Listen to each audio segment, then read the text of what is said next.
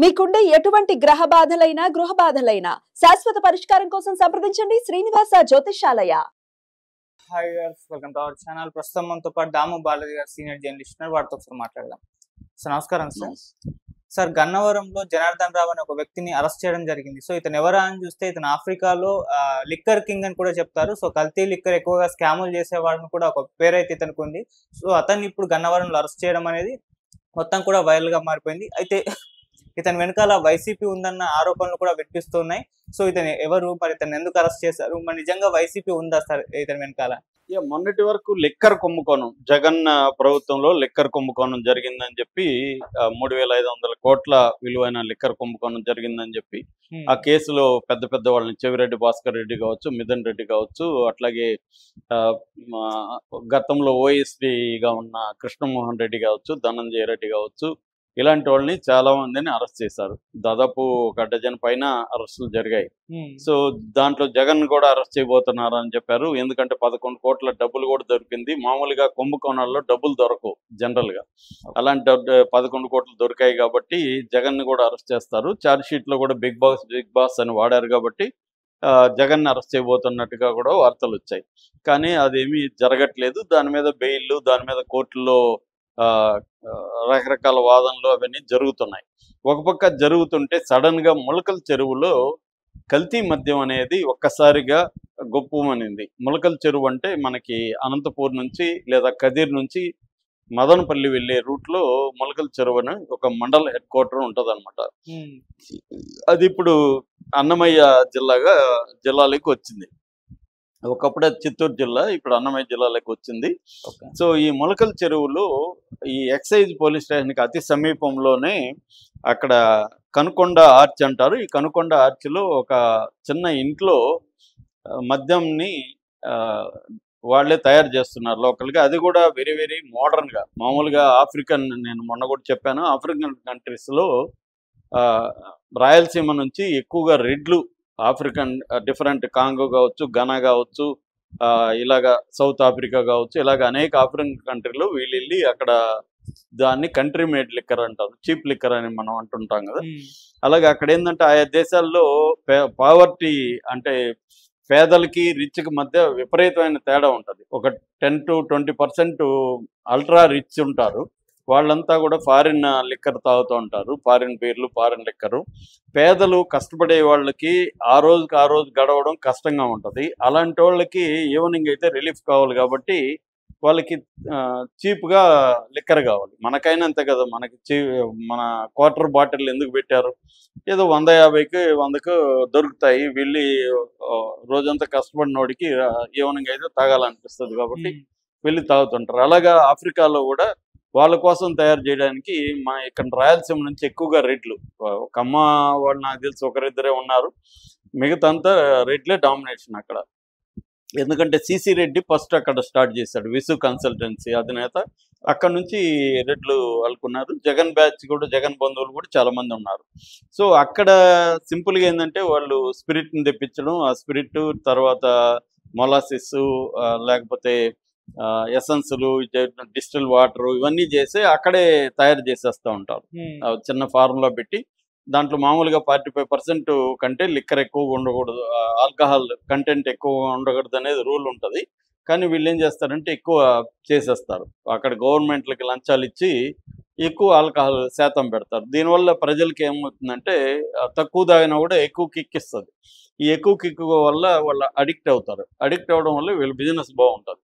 అలాగా అక్కడ ఆఫ్రికాలో లిక్కర్ మ్యానుఫ్యాక్చరింగ్ చేసే ఒక జనార్దన్ రావు, ఆయన పూర్తి పేరు అద్దేపల్లి జనార్దన్ రావు అనే వ్యక్తి ఇక్కడ జయచంద్రారెడ్డి, తంబళ్ళపల్లి తెలుగుదేశం ఇన్ఛార్జ్ నాయకుడు జయచంద్రారెడ్డి, వీళ్ళిద్దరూ కలుసుకొని ఇక్కడ ఈ ములకల చెరువు దగ్గర ఈ నకిలీ మద్యాన్ని తయారు చేస్తున్నారు.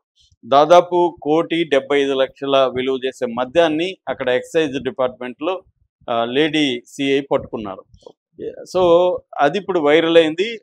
దాన్ని ఎవరిని పట్టుకున్నారంటే వాళ్ళ బ్రదర్ జగన్మోహన్ రావు, ఈ జనార్దన్ రావు వాళ్ళ బ్రదరు జగన్మోహన్ రావుని పట్టుకున్నారు. ఈ జనార్దన్ రావు ఏమో సౌత్ ఆఫ్రికాలో లాస్ట్ మంత్ 24వ తేదీ సౌత్ ఆఫ్రికాకి వెళ్ళాడు కాబట్టి ఆయన రాలేదు. ఈయన మాత్రం పట్టుకున్నారు. ఈయన వెనక జయచంద్రారెడ్డి ఉన్నారని వార్తలు వచ్చాయి. దాని తర్వాత ఇబ్రహీంపట్నంలో ఒక బాటిలింగ్ యూనిట్ ఉంది. అక్కడ ప్రాసెసింగ్ అంతా అక్కడ చేస్తుంది. అంటే చూస్తే మనకి ఒరిజినల్ బాటిల్ లాగానే ఉంటాయి. మొత్తం హాలోగ్రామ్ కానీ సీల్డ్ కానీ అన్నీ ఉంటాయి. అది చూస్తే ఒరిజినల్గా ఉంటుంది. చీప్ లిక్కర్ లాగా మనకు తెలియదు. కాబట్టి మనం ఏదో ఇప్పుడు మామూలుగా మందు తాగాలనుకుంటే మంచి బ్రాండ్ చూసి తాగుతాం. కానీ అది ఆ బ్రాండే పేరుకి బ్రాండే కానీ కల్తీ. అంటే ప్రతి 4 బాటిల్లో ఒక బాటిల్ కల్తీ అనేది జగన్ ఆరోపిస్తున్నాడు. జగన్ దగ్గర మరి డేటా ఉందా లేదో మనకు తెలియదు, కానీ అతని ఆరోపణ అయితే. సో ఏదేమైనా కల్తీ లిక్కర్ అయితే జరిగింది అనేది వాస్తవము. దాంతో కేసు నమోదు చేశారు. ముందుగా జగన్మోహన్ రావుని అరెస్ట్ చేశారు. ఇప్పుడు A1గా ఈయన్ని చేర్చారు జనార్దన్ రావుని. జనార్దన్ రావు కూడా ఒక వీడియో రిలీజ్ చేశాడు. ఇది కుట్ర అది ఏదో చెప్పాడు. సో ఇది జరిగింది. దీన్ని ఇప్పుడు అక్కడ ఆంధ్రప్రదేశ్లో ఏదైనా రాజకీయాలు కాబట్టి వైసీపీ వాళ్ళు ఏం చెప్తారంటే వాళ్ళ తెలుగుదేశం కలిసే చేసింది. ఇది పైకి చిన్నబాబుకి లింక్ ఉందని సాక్షి కూడా రాసింది. చిన్నబాబుకి కూడా ఎప్పటికప్పుడు డబ్బులు వెళ్ళిపోతున్నాయి. ఇది దాదాపు కొన్ని వేల కోట్ల వ్యవహారం. దాదాపు 12,000 కోట్ల ఎంతో ఫిగర్ కూడా ఇచ్చారు వాళ్ళు. అలాగా జరుగుతుంది. ఇది తెలుగుదేశం వాళ్ళు ప్లాన్ చేస్తున్నారు. ఇది ఎవరో చేసేది కాదనేది వాళ్ళ ఆరోపణ. రెండవది ఏంటంటే ఆమె ఎవరైతే ఎక్సైజ్ సిఐ పట్టుకుందో ఆమెకి నిజానికి రివార్డ్ ఇవ్వాలి ఇట్లాంటి పట్టుకునే దానికి. దానికి బదులు ఆమెని ట్రాన్స్ఫర్ చేశారు, ఆమెకు పనిష్మెంట్ ఇచ్చారనేది కూడా వైసీపీ ఆరోపిస్తుంది.